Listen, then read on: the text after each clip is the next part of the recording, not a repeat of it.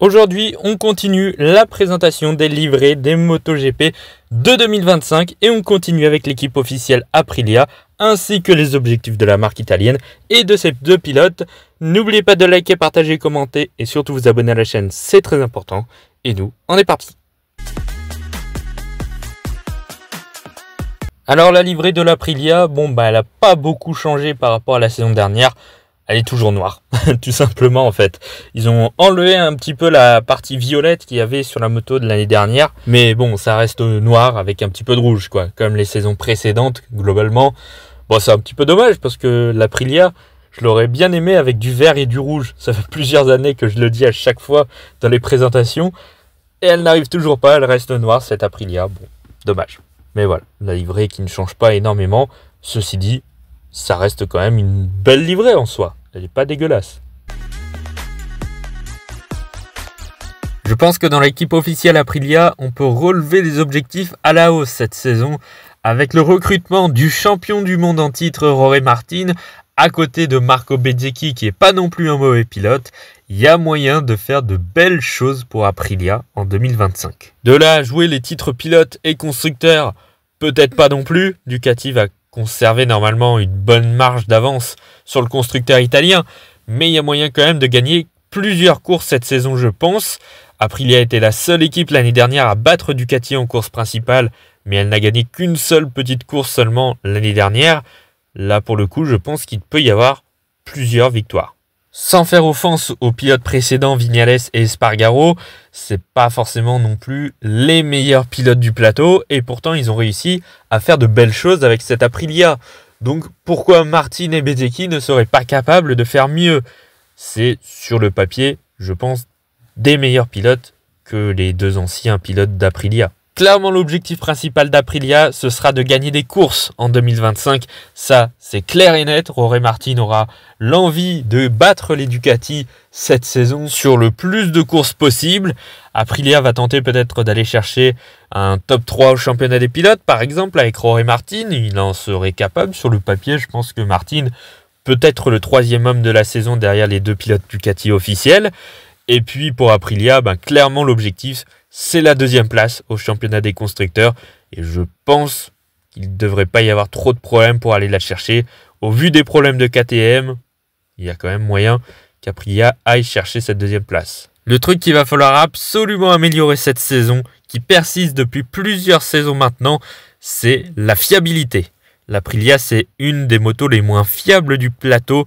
Il y a énormément de problèmes sur cette moto. Encore l'année dernière, il y a eu pas mal de problèmes.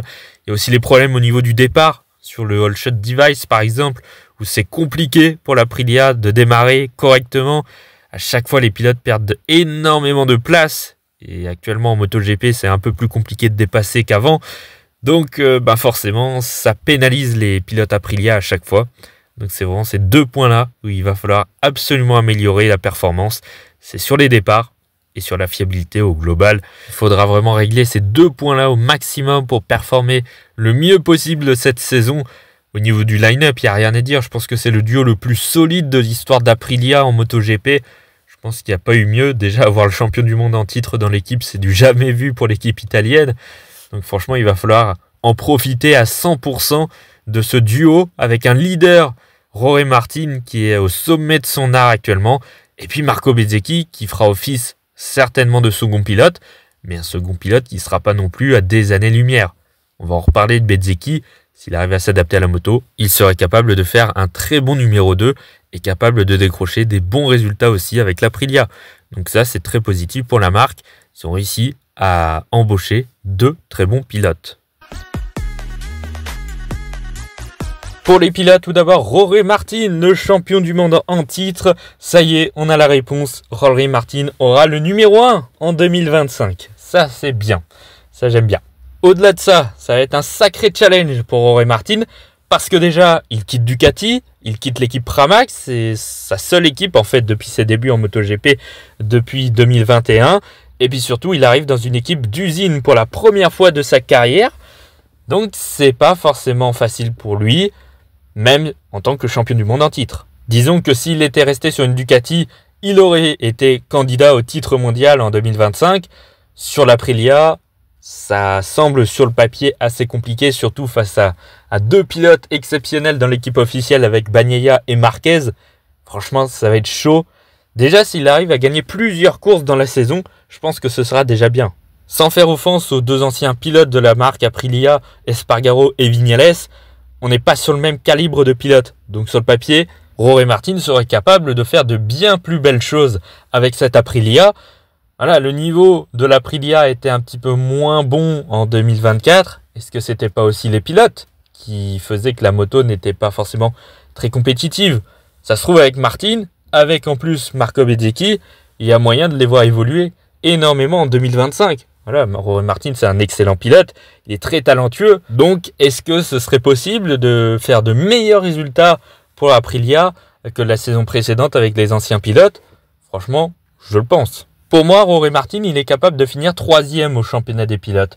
Même si l'Aprilia était moins compétitive l'année dernière, je pense qu'il y a moyen, déjà, rien qu'avec le talent de Jorge Martin, de remonter la pente, de pouvoir être capable de gagner des courses plus souvent que ces dernières années pour Aprilia. Donc voilà, je pense que rien que sur le talent de Jorge Martin, je pense qu'il est capable de gagner plusieurs courses en 2025 et de pouvoir titiller avec les Ducati par exemple, plus souvent que ce qui a été fait avec les anciens pilotes Aprilia. Je pense qu'il en est totalement capable. Est-ce que l'Aprilia pourra faire plus que de gagner seulement quelques courses? Ça, après, Jorge Martin sera quand même un peu limité par sa machine. Ce ne sera pas une Ducati pour autant. Donc, on le verra moins devant que la saison passée avec sa Ducati du Team Pramac. Mais franchement, il y a moyen de voir Jorge Martin dans le top 3 au championnat des pilotes, derrière Marquez et Bagnaia, je pense. Voilà, Martin, c'est un superbe pilote. Donc, même avec une moto qui sera un peu moins compétitive qu'en 2024, il est totalement capable de faire de belles performances. Et surtout, il sera le leader d'Aprilia. Ça ne fait quasiment aucun doute en tant que champion du monde en titre.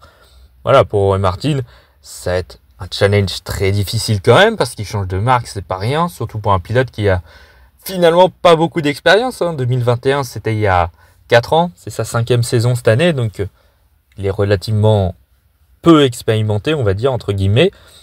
Mais franchement, il est totalement capable, avec ce qu'il nous a montré déjà depuis ses débuts, de relever positivement le challenge avec Aprilia.